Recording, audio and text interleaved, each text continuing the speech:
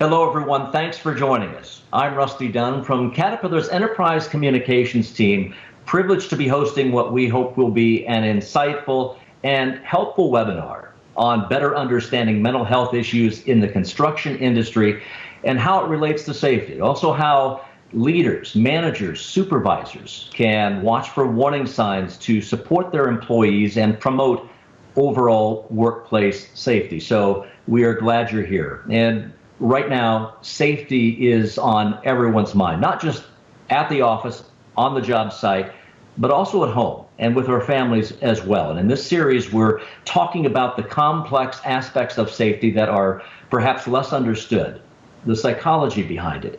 How do we create a safety culture and overall mental health, with a focus, of course, on the construction industry and trades. And we want to talk about today what impacts a worker's ability to focus on the job site and take measures to protect him or herself and their coworkers as well. So we hope to come out of this giving you some practical tools, some lessons learned, some advice that you can take back to your company, your organization, and even into your personal lives to create a safer environment.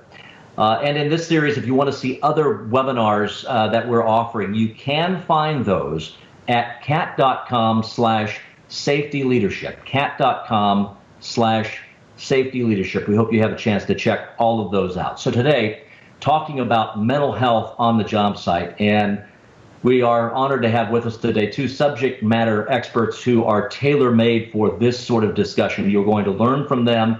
You're going to hear some great advice in terms of mental health awareness, what to watch for, creating a safer work environment. Glad to have Dr. John Pompe joining us today. John is a licensed clinical psychologist and Caterpillar's manager of its behavioral health programs, including the Employee Assistance Program at Caterpillar.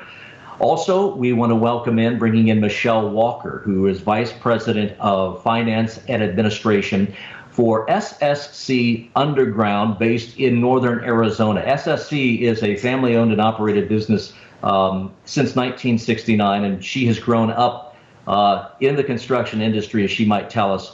But Michelle also leads the Construction Industry Alliance for Suicide Prevention. That is a nonprofit organization that Michelle helped start just about 5 years ago to promote mental health awareness and to raise awareness about suicide prevention in the construction and trades industry. So great to have both of you today.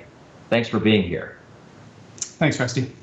And as we get started, just want to remind you to submit your questions for Michelle and Dr. Pompe to answer. Just leave them in the comments and we'll answer those online. Dr. Pompe, let's start with you, and I just want to lay a little bit of foundation here to ask sort of that basic question. What are we talking about when we're talking about mental health? How do you define that? Yeah, Rusty, thanks. It's a great question and a great place for us to start. These are really common conditions, common experiences, and they can be really disruptive in our lives, both at home and in our communities, but also in the workplace. We know that when we experience mental health conditions and major stressors in our lives, it impacts our productivity and our attendance, the quality of our work, certainly puts us at risk for accidents and injuries. So it can be really, these kind of conditions can be really disruptive. And the good news is that they're really treatable. Treatments are readily available. There's lots of help available. But many people, in fact, the vast majority of people never get the help that's available to them. Okay? So we've got conditions here that are common, that have significant disruption to our lives and at work. And most people are not getting the available help. So it ends up becoming something that employers need to be invested in terms of employee engagement, employee productivity and safety, creating the right kind of culture and just taking good care of our people. But it's also a risk management issue when we look at some of the HR risks and the safety risks involved too. So employers need to have an investment in good health in general. You know, good health is good business, but that's particularly true when we're talking about mental health issues. Dr. Pompe, thank you for sort of framing up that conversation. And Michelle, I want to bring you into this. Of course, you know, the key to a safe work place. Jobsite is a strong safety culture, having mental health awareness. You've grown up in this industry. You've been around it for a long time, know a lot of people who work in the industry. How did you first get involved in these issues? And maybe you saw some things happening firsthand that you felt we need to do something. Sure, yes. As you said, I've grown up in the industry. My dad was a contractor. I grew up in an oil town, which, very similar culture to construction. And so I saw firsthand the culture of construction and the very stoic, tough guy, get it done at all costs mentality that surrounds the industry and is one of the things that draws people to it and is definitely a positive aspect of the industry. However, those same positive characteristics of being self-sufficient and handling everything on your own and not asking for help can also create the risk factors around mental health and not seeking treatment for mental health conditions and increasing the risk of suicide. So in 2015, this was brought to an association that I was a part of as a topic that we might want to consider, especially from a risk management perspective. And at that time, it was kind of anecdotal information, kind of leading us to look at, is our construction trades more at risk for mental health conditions and potentially suicide? And so we started kind of studying it. And as we looked at kind of some of the risk factors associated with it, it seemed like, yes, it's probably a pretty at-risk industry. In 2016, the CDC released the first study that actually ranked suicide deaths by occupation, and construction ranked at the top of that list. And so it definitely kind of validated some of the information and independent kind of studies and evaluations that we had been doing, which is what led to us creating the Construction Industry Alliance for Suicide Prevention. I think the big kind of hook that got me involved from the very beginning is when a risk management professional is who brought this to our attention as a risk management and a safety topic. And as I heard him describe the stigma surrounding the topic of mental health and kind of some of the stories of people who may be experiencing mental health conditions but are fearful of seeking treatment or asking for help for what it might impact their career, their work relationships, their perception of their role in the construction industry, and then going beyond that to suicide, and just kind of still the swept under the rug nature of even talking about things like mental health and suicide. It took me back to high school, where, as I said, I grew up in an oil town, a very macho blue-collar environment, and my dad's best friend died by suicide when I was in high school.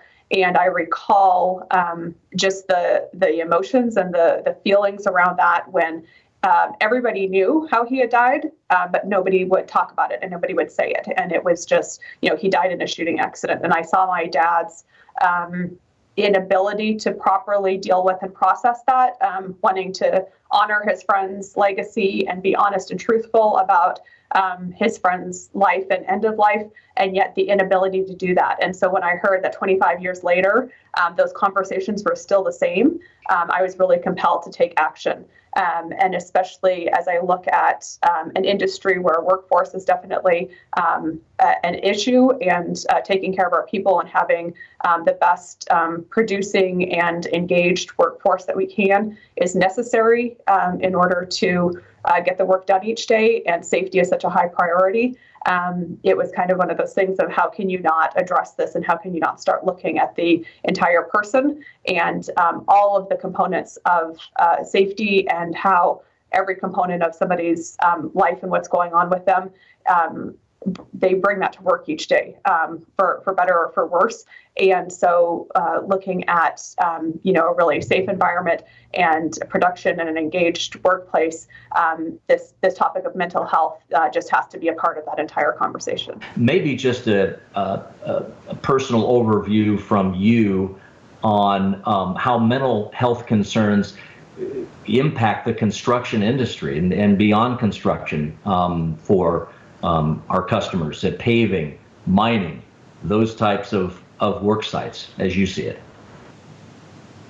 Right. So definitely any industry where safety is a priority, and of course safety is a priority in all industries, but when we look at kind of all of the elements of safety that goes into construction and some of these related trades of paving and mining and oil field and even the mechanic and technical trades that support the industry, there's so many factors that go into keeping one safe each day. And so when we think about, as Dr. Pompe mentioned, mental health is a continuum.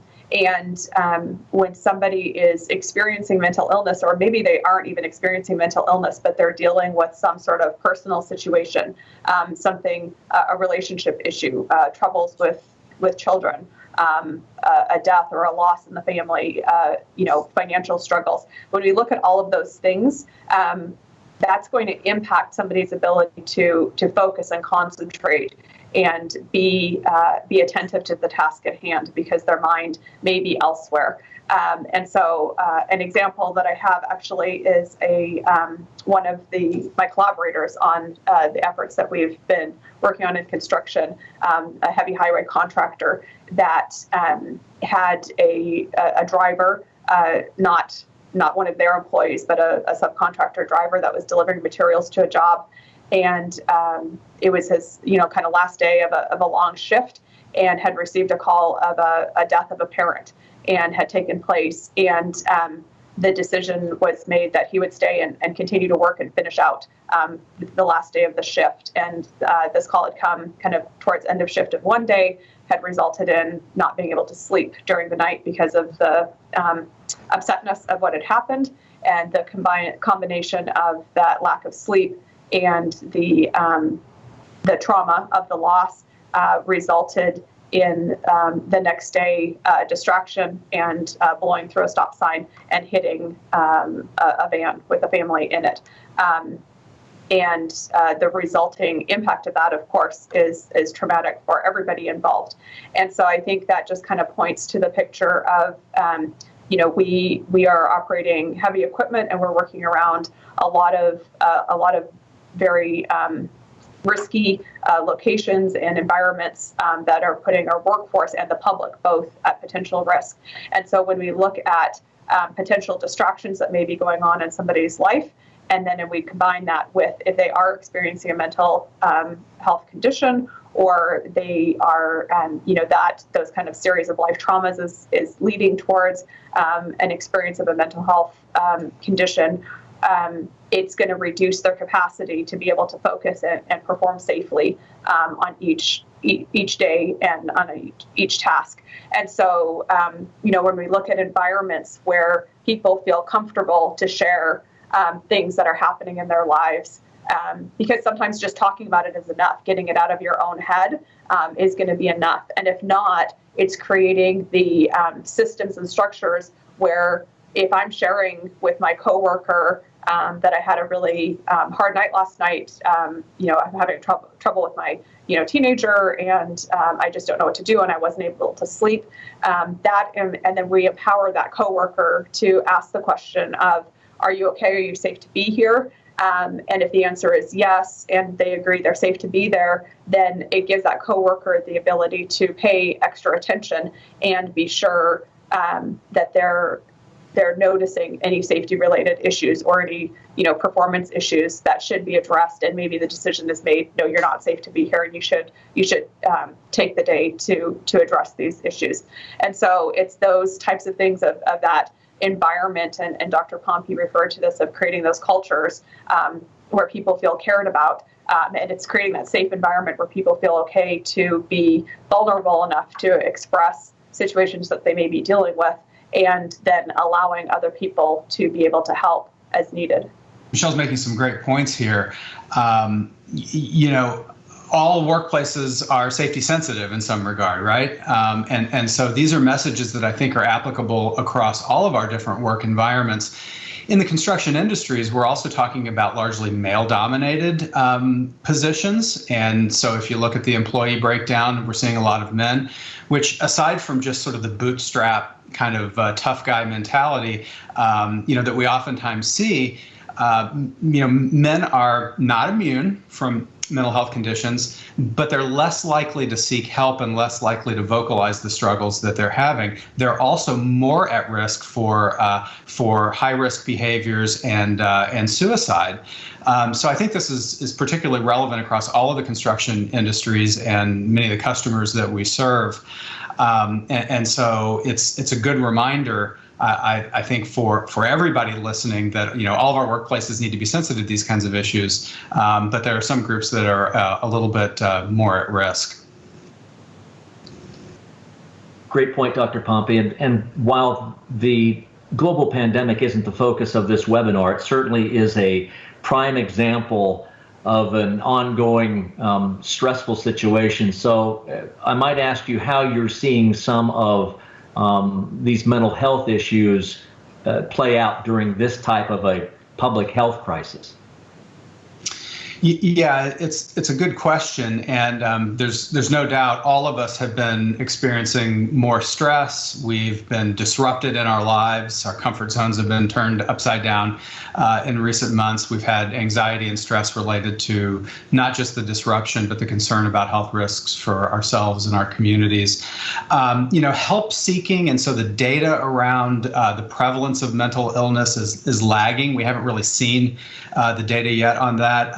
What we do know is that anytime there's a major stressful event, a traumatic event like a natural disaster or something like that, we do see the rates of mental illness go up. So I anticipate that that's what we'll end up seeing. Early on in the pandemic, sort of all of us, it's sort of a call to action, right? All of us engaged our resources and our coping skills. We rose to the occasion to meet the demands of the stay-at-home orders, the additional safety precautions, and that sort of thing. And so we really used a lot of resources to cope early on.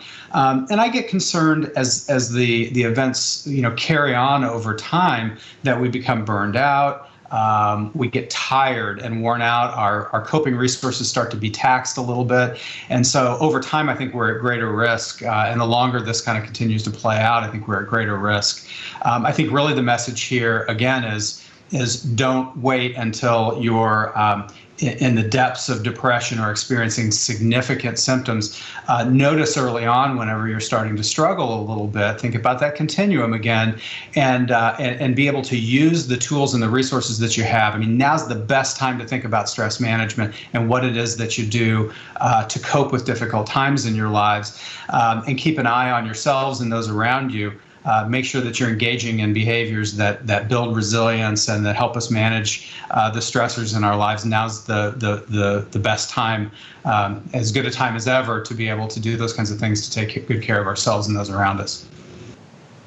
And if I could just add to that, I think something that I've been trying to focus on here with our workforce and encouraging others is, I think in the construction industry, because in many places construction work continued somewhat uninterrupted, so it was kind of easy for us to forget about the impact of the epidemic on people. But what I've been encouraging people in our workforce is think about your family at home. So just because you still may be working, spouses may not be working, kids were suddenly at home and outside of their social structures, and wives may have been homeschooling, and so those stressors existed even if it wasn't directly related to our workforce. So I think this is a great example where employers can be leaders in helping not just their own workforce deal with mental health issues, but be equipping them to deal with them outside of their house, outside of the workforce, at home with their families, in their communities, and really use the workplace as that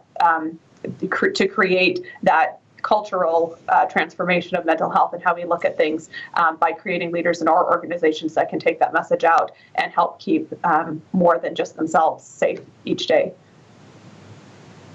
And as I was preparing for this webinar and our conversation today, there were some things that I assumed or thought about mental health and mental health awareness. And as it turns out, I was wrong.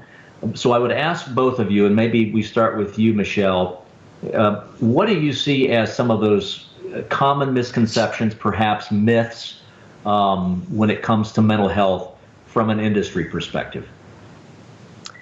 Yeah, so I think where I really start with this, and I think what's helpful as I talk to those working in the industry and working in the trades to try to paint this picture, is just when we look at our vocabulary. And I think this was a big turning point even for me as I started to understand these topics better, is equating mental health with physical health and stopping to taking down that wall between the two and even separating them.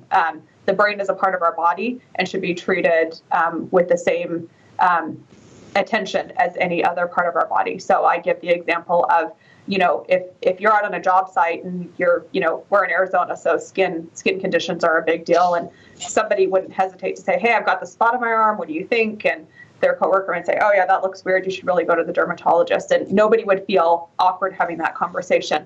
Well, let's start talking about mental health issues in the same way. We shouldn't feel any different about saying, hey, I'm in a funk, I just can't get out of it, I'm not sleeping well, whatever it is, and start trying to have those conversations. And so I think vocabulary and mental health literacy are a big part of that. So changing our dialect and saying things like they're experiencing depression or they're living with anxiety, as opposed to they are depressed. We wouldn't say somebody is cancer. They say they're experiencing, they have a diagnosis of cancer or they're in treatment for cancer. So taking away that identifier that labels the person as they're depressed or they're bipolar, taking away those labels and really focusing on it's a medical condition, like anything else. And so kind of taking that away and letting the person be the person and those diagnoses be those diagnoses. And I think this is really critical when we talk about extending the conversation to suicide. The biggest change that, I make is from saying committed suicide to died by suicide. So when we say something of committed, it implies a crime, it implies a sin, it has a really negative connotation. And when you change that word to died by, it's a death of a disease at the end result of a mental health condition or a trauma or a traumatic life experience. And so helping to reframe that, to take those labels off of people, I think is a big way to kind of start the conversation that then opens people's eyes to even beginning to understand the topics of mental health and suicide a little bit better.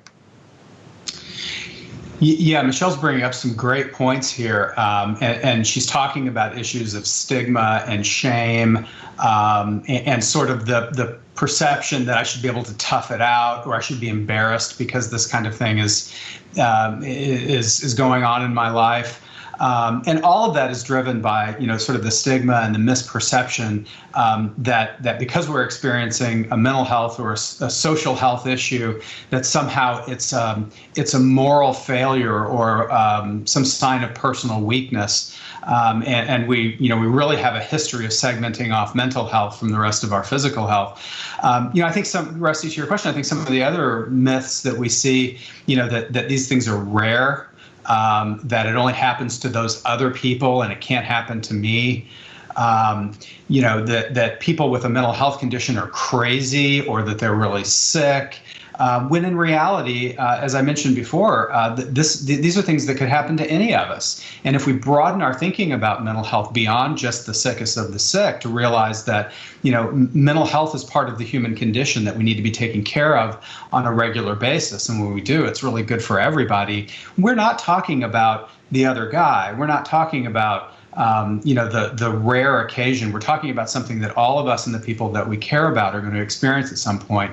The other major myth that I think is important to address is the sense that no one's going to understand me, that no one's going to be able to help me.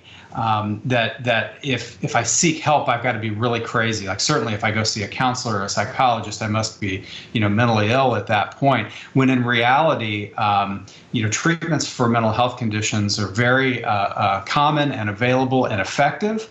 And the worst thing that we want is to have people suffering in silence because of shame or because of misunderstanding or the perception somehow that they're a significant burden or that they're going at it alone.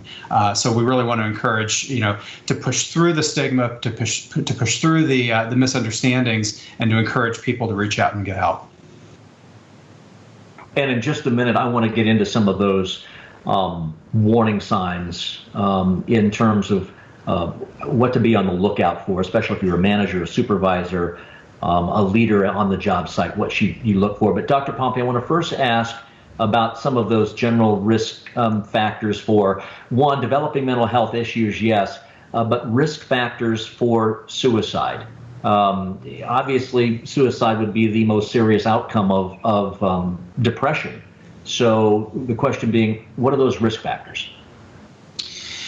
Yeah, I think there are several things from the high level to the more specific and granular that we need to be looking out for. Certainly, if you're experiencing a mental health condition or you have a history of mental illness, those are some of the biggest risk factors. Also, a chronic health condition can increase risk factors for mental health problems as well. Exposure to a severe or prolonged or uncontrolled stressor can also increase our risks. And related to suicide, being directly exposed to somebody else who has died by suicide can increase our risk as well. And certainly family history, I think that's something else that we really need to key into. I think specific to suicide in terms of the high risk factors, and there's been a lot of research around this, that a sense of burdensomeness and a lack of belongingness can really increase our risk as well. And what I mean by that is a sense that our problems are really a significant burden on other people. And we hear that when we hear people say, people would be better off without me if I weren't around anymore. So you hear that sometimes in people that are experiencing thoughts of suicide. So that sense that their problems are going to be such a burden that they can just sort of relieve themselves and everybody else if they take action. The sense of belongingness is oftentimes when people start to experience a mental health problem and start to feel suicidal, that they feel isolated and alone, as though no one's going to understand them or that they're going to be able to help. And so there's a sense of isolation and social withdrawal that happens that puts you at even greater risk. And the real tipping point, in addition to those two, is sort of the means and the desensitization towards hurting yourself. And I know this is a little bit graphic, but I think it's very important for us to think about a little bit that when we become increasingly desensitized to the idea of death, and we see that with police officers and EMTs and paramedics, sometimes military, that whenever the idea of death is something that you're experienced with and you're exposed to a lot, that all of a sudden it seems more reasonable as a pathway out for yourself. So, in addition to the other warning signs, feeling like you're a burden to other people, feeling like you're isolated, and when you start to feel as though taking your own life is a plausible solution, that's really where people are at the most risk. Now I'll get into this, and I'm sure Michelle will want to jump in as well. But some of the things to look out for, and I think this is appropriate in terms of self-reflection and self-assessment. Kind of looking at what's going on with us and for those around us. So for supervisors or leaders, what to look out for. And I like to bucket these into three broad categories. Look at what people are saying, look at what they're doing, and then look and kind of consider what you know is going on in their lives. So in terms of what they're saying, are they talking about suicide? Are they talking about being depressed or feeling anxious? Maybe that they're losing interest and they've stopped doing things that they enjoy, that they feel like they're a burden. So what are people telling you? Are they sending you the signs through the words that they're using that they don't feel good, that they're struggling? In terms of what they're doing, look for some of the behavioral signs. So, in the workplace, do we see increased absenteeism? Do we see unexplained productivity or performance decline? Do we see people detaching and removing themselves socially, where they were once really socially active and would maybe talk to people or go out to lunch together, eat with other people, and then now all of a sudden they don't? So how are we seeing people change at work or in their lives? Are they acting more recklessly and with less regard to maybe safety issues or the rules and expectations at work? So what they're saying, what they're doing, and then just pay attention, key into what's going on with those around us. And do we hear stories about major stressors that people are experiencing? Do we know that somebody is going through a divorce or having a difficulty with their child? Are they afraid, or were they recently laid off? And so did they experience a major loss? Are they going through some grief or something like that? So pay attention to what we know about the people around us a little bit, so we can use that as good information to inform us of what they might be going on, going on with them in terms of their mental health. And yeah, Michelle, and I think go ahead, please. Sorry. I think when you take all of those factors that Dr. Pompe just described in that model of suicide with the perceived burdensomeness and the lack of belongingness and then that risk-seeking behavior, and you lay that over the construction industry, you can see why the trades can really be at risk. When we look at burdensomeness and we look at kind of some of the historical management tactics, and maybe management leadership training hasn't been a really strong component of the industry, and we're moving towards that. But when we look at how are people dealt with, and are they, the importance of not belittling people on the job and belittling people in the workplace, and doing as much to build them up as possible so that they don't have that perception of burdensomeness.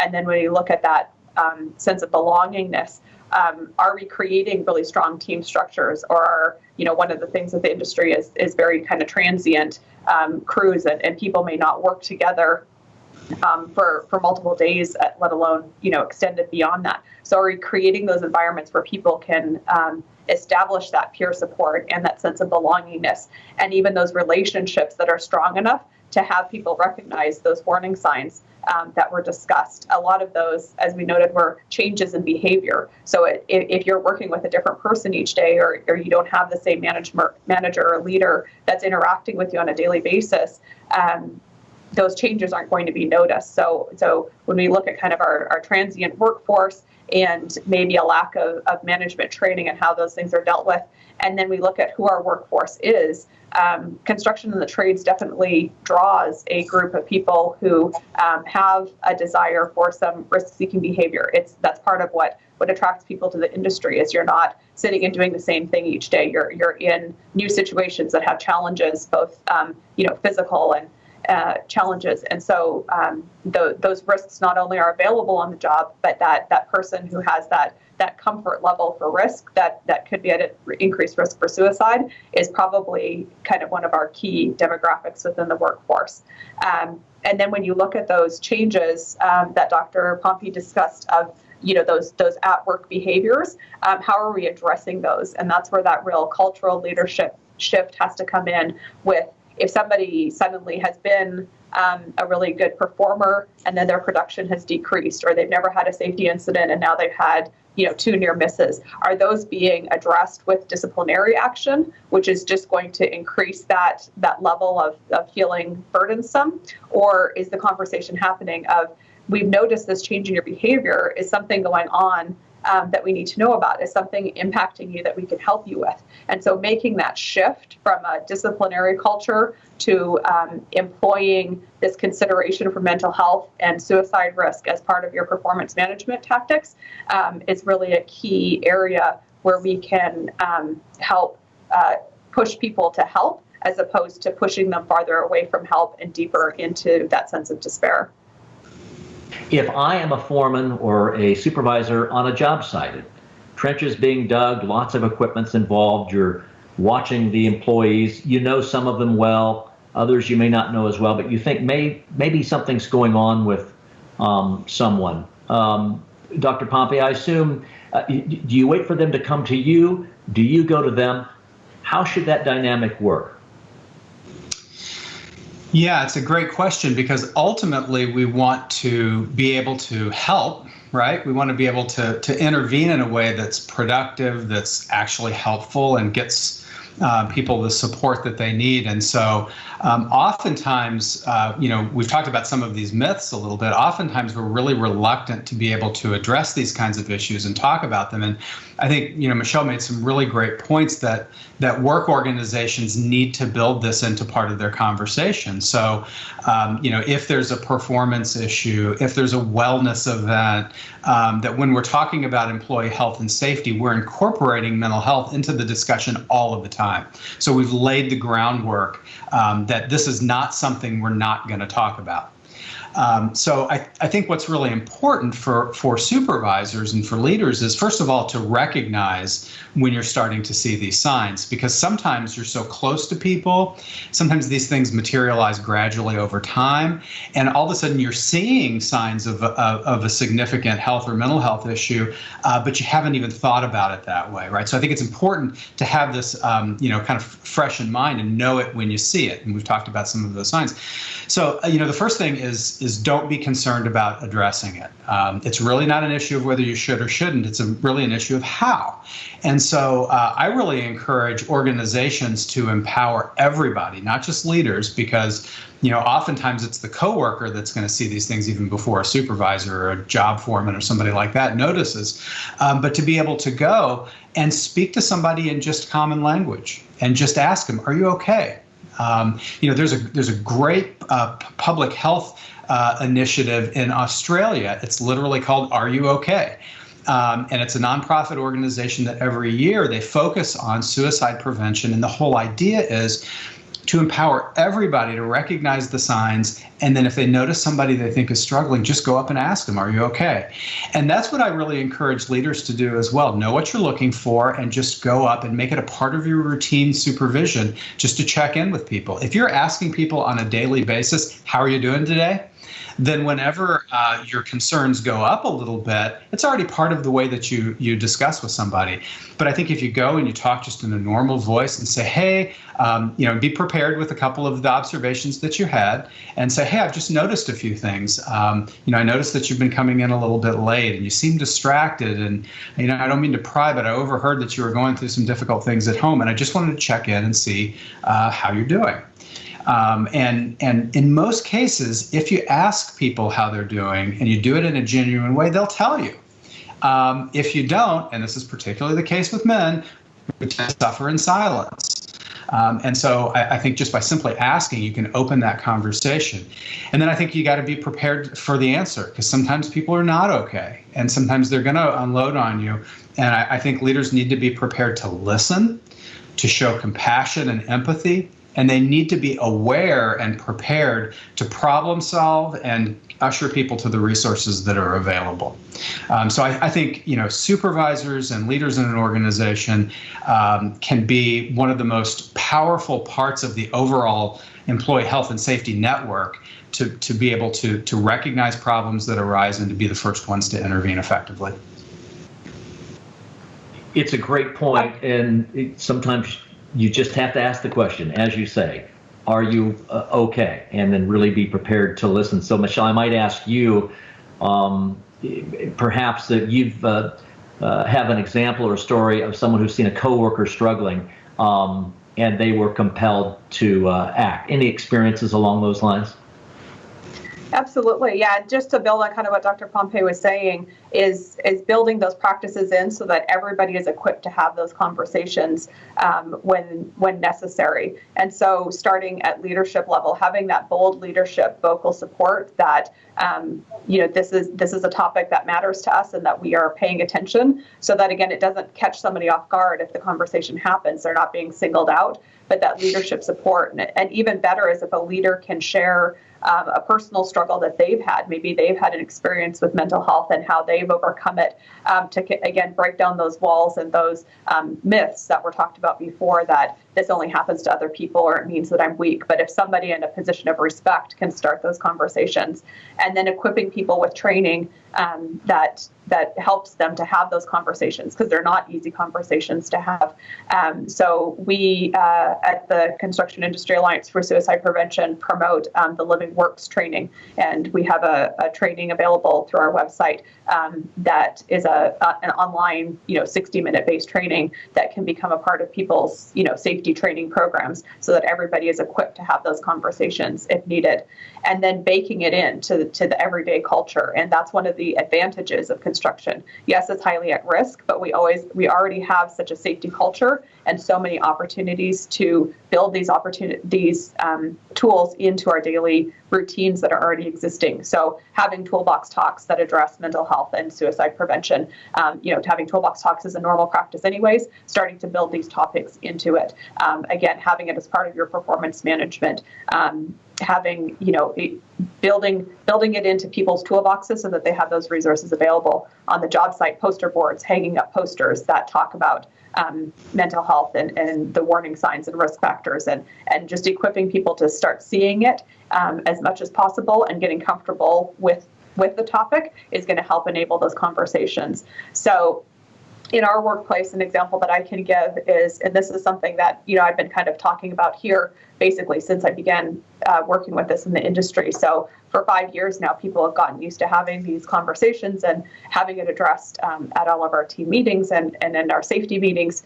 And several months ago, I had a manager call me. I was actually working from home for a day, and I got a call early in the morning, and he said, I have met with this employee. I noticed when he came in today that he wasn't himself. I could definitely see that he was distracted and just wasn't acting normal. And so I pulled him into my office. I asked him if he was okay.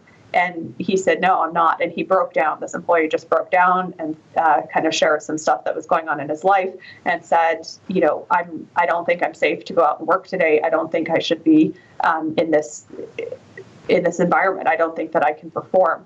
And so, the manager knew enough to say, this is sounding really concerning.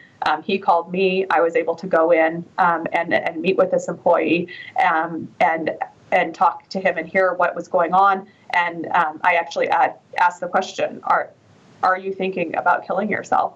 And he said, I'm not right now, but I have. And so we were able to, I was able to explain, like, I'm concerned about you. You definitely seem at risk, and I'm fearful that you could hurt yourself. And so can I get you connected with help? And so that connection to help can look different in different situations. Obviously, if it's a less severe situation, it's connecting people with with care. In this situation where it didn't seem safe to have him alone, he gave me permission to call his mom, and I was able to contact her and get them connected, and so that he wasn't alone. He took some time off. He went and sought some counseling and help, and then returned to work successfully a few weeks later. And so I just think that was definitely a success story that only came from having those conversations on an ongoing basis, having a manager that was equipped to recognize the warning signs, having a plan in place for connecting somebody to care. And then, this young man ended up leaving our company a few months after that to pursue another opportunity. And just recently he called me and said, I just wanted to thank you. And as I look back, I realized I was there at that time because I needed the help that you guys could give me. And he says, I don't know what would have happened if I was somewhere else. And so I think it just really paints the picture that with some really simple steps, companies can definitely create the culture and create the awareness where people at risk can be helped without a huge investment on the employer's part. It's just really part of that culture and creating that place where people feel safe to ask for help for themselves or to help others. I think, Michelle, you're making some fabulous points in there about culture and about the work environment can really foster our ability to help. As a psychologist and an internal EAP professional with an HR mindset, the best calls I get are from a supervisor who says, probably isn't anything, but I've got somebody I'm worried about, and I just wanted to run it by you. And it tells me two things. One is they're engaged and they're paying attention, and the other is they're starting to bring in the other resources that are involved in the organization to be able to help. So it's not just a supervisor or an employee out there out there by themselves trying to help somebody else. These can be complicated situations that are very sensitive, that might involve, occupational health and safety and security and HR, and certainly lots of different people can be at the table, all in the spirit of trying to help an employee and get them kind of propped up and feeling good again. The other thing that you mentioned that I just wanted to comment on is we should never be afraid of asking the question. We don't want to be insensitive about inquiring about how somebody is doing in their lives. But Michelle brought up the issue of suicide. Nobody commits suicide because somebody asked them if they're thinking about committing suicide. And if your instincts are telling you that someone is at risk, it's okay to ask.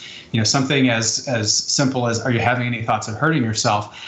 can change somebody's life. And so I think if the conversation gets to that point where you're that level of concerned about somebody, don't be afraid to ask the question. You're going to do more good than harm every day. And thank you for sharing those stories, the power of just asking the question.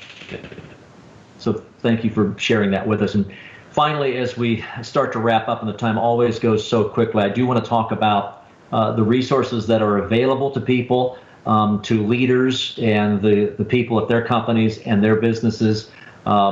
Michelle, I'll let you start in terms of if someone simply wants to learn more, they want to reach out, where should they go? And I know you've talked about some training that's available. What else is out there for people?